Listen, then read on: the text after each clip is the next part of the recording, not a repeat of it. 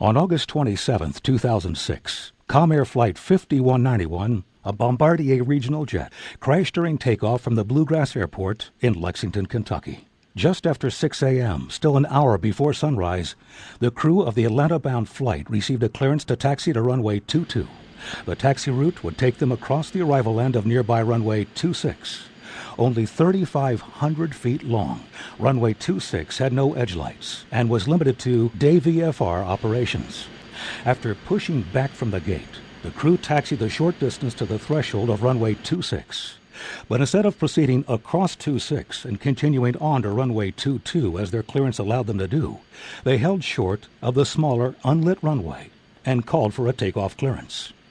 Alone in the tower cab, the controller verified that the assigned runway 22 was clear, but didn't notice that the Comair jet was in the wrong place.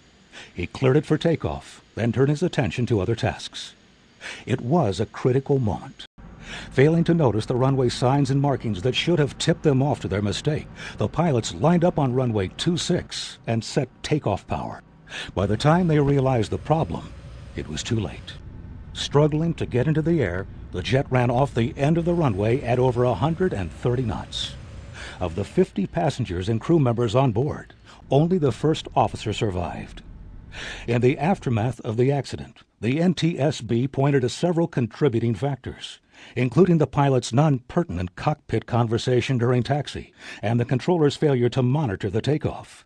But in this case, it was ultimately the pilot's failure to maintain situational awareness and take simple steps to verify their position on the airport that sealed their fate.